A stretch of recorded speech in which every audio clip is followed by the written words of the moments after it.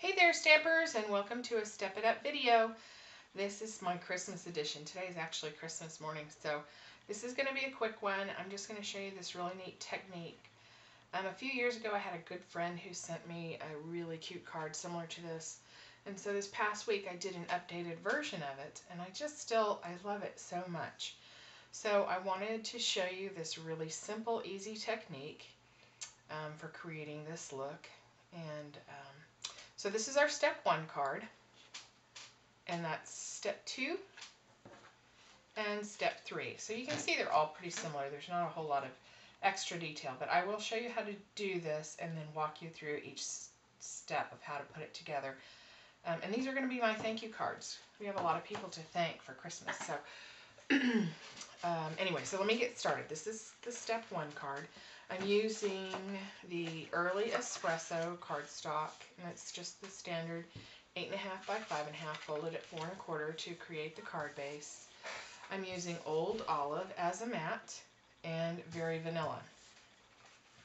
And I'm using the Cherry Cobbler seam binding ribbon. And I just poke 2 little holes, make a bow, and tie it off. But I'm going to show you how you do this. I'm using the Lovely as a Tree stamp set, Old Olive and Early Espresso, and this always looks and sounds funny when you're doing it, but it's called huffing.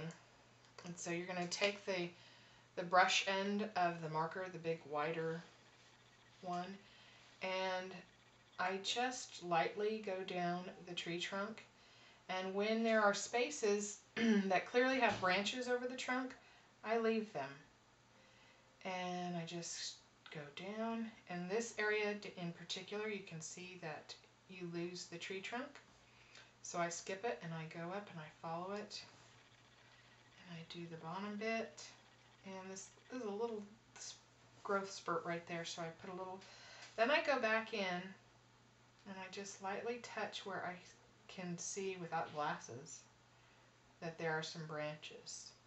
And this, you don't have to spend a lot of time doing this because it will sort of blend together when you do the Old Olive for the tree. But some of it remains, and it looks, just kind of gives it a nice, more realistic, if you look on my blog, I posted the original ones that I did.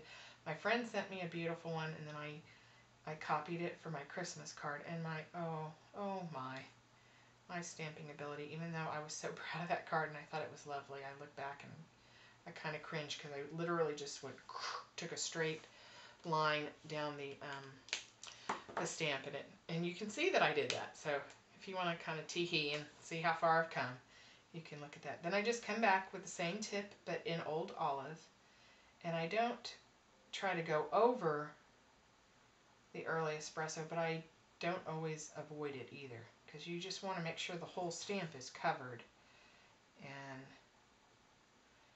so I go over it.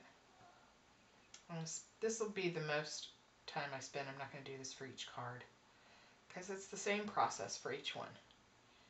So you just take your time in going through it, and here you can kind of, go into pull in the color a bit. And after you've done one side, you're going to go down and do the other. And I get that little growth bit too, with hit it with a little of the green. You just want to make sure everything's covered. That's the most important part. Then I turn it around, and I go down the other side. There's probably a lot of background noise in my video today. I couldn't find the time earlier in the week, and so it is literally Christmas Day at our house. And the kids are playing, and so I asked them to try and keep it down, but I don't know how successful when you have a 5-year-old in the house. Anyway, this is the most time-consuming part. So you're going to take this, do a quick huff on it. This is for the step 1 card, and you're going to position it pretty much in the middle of the cardstock. I hope my hair didn't get in the way. Sorry about that. And you want a really good contact on this stamp. You can see it turned out pretty nice. And what you're going to do, and it looks like you don't have anything on there, but you really do, you're going to go back and you're going to huff really well on it. You want it to re-moisten the stamp. So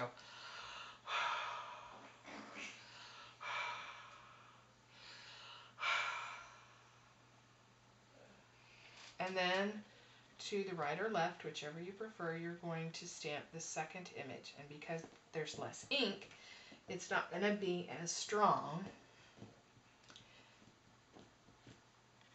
And then you're going to re-huff it on again.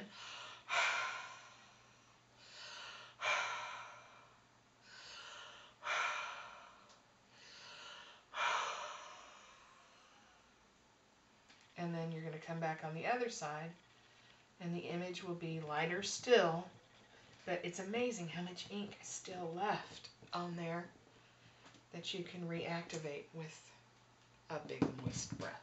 Okay, so pretty cool, isn't it? You only inked it once, and you were able to get that really nice image. So for the step 1 card, you mat it in Old Olive, and you put it on the Early Espresso base. You're going to poke 2 little holes. You're going to take some of this fabulous seam binding cherry cobbler, tie a bow, and put it on. Or if you don't want to poke the holes, just tie a bow and use a glue dot.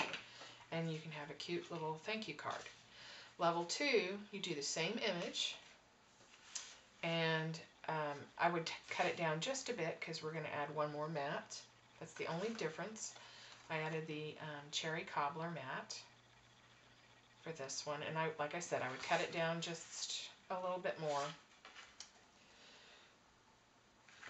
But for this purpose, you can see. And instead of just making the bow and putting it in the center, I actually put a whole band. So when you're positioning it, if you position it pretty much in the middle, it'll be fine. You'll have enough. And you just secure this and then put the bow. And that's your step 2. Your step 3 card is pretty similar. I used a smaller piece of cardstock, and all you would have to do is, you could still just use this one and cut it down. But a smaller piece of cardstock, it's got a very thin Early Espresso mat. I don't know if you can see it, but if I slip this under, make it easier. It's a very thin mat. And then I put it on the Old Olive, and then instead of, and these are much smaller, and I'll put the dimensions because I really wanted you to see the detail of the cherry cobbler. And then I used the square lattice embossing folder to give it that texture.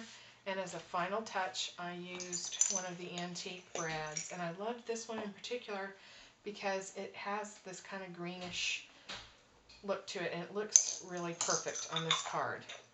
So I hope this will inspire you to make some great holiday thank you cards, and I hope you're having a Merry Christmas and a wonderful day with your family.